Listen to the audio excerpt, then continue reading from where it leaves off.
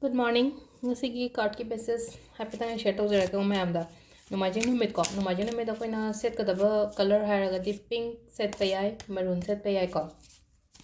To ahambada ko yi card ki message yengase aduga timing afaba ko numagi adumaga yengminarase ko happy tang.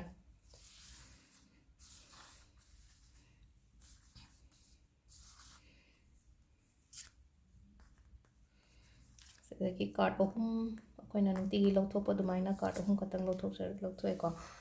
Ado se khanbirase ko. 1 2 3 sidagi ama choose tawbiro ko karamba card khangadabno haibado nomagi.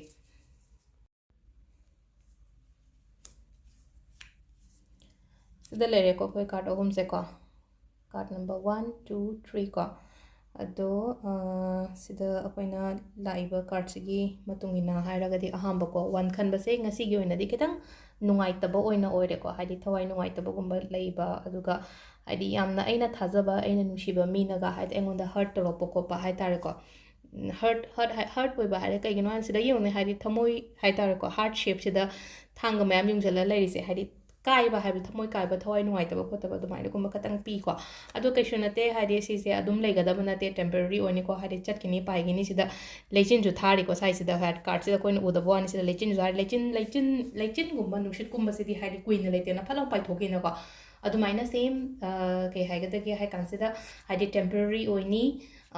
kemta ngasi khatangine aduna as ngasi di kaishu nate da haina khandok pa hairagadi yam phare ko haide moina hare ma'am do ek kaishu nate haide haini just no aina khandra loire ko kaina wakhan da khandok pi ba hai tare ko ani shuba sina ko pot ani sida pot ani da yam kana chamam na bagum balai bodo numit sigi oina hai tare ko ngasi gi oina pot ani sida ai si bo si tawsira tawsira antraga lawsira kaina khanjana ba hai tare ko adu sida aina nangna tasengna pamba pot aina tasengna tawge haina khanba nangi thamoina pamja pot to tawo ba sida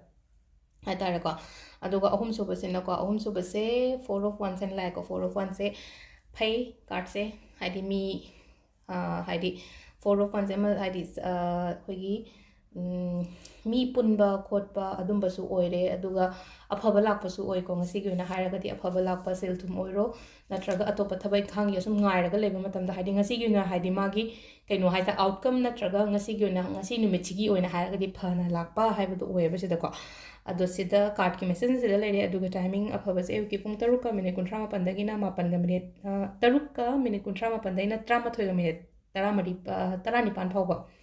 amukai halage ko khatang aina haibada keno tawre 3 ka minute 38 dagina ayuki pung 13 ga minute 19 phawng lere ko adagi 12 ga minute 51 dagina pung 2 ga minute 13 phawng lere ko adagi 5 ga minute 38 dagina nungdangi pung 8 ga minute 51 phawng lere ko sisina akoigi afaba timing ngasigi numit ki ko sunday numit ki afaba timing se ko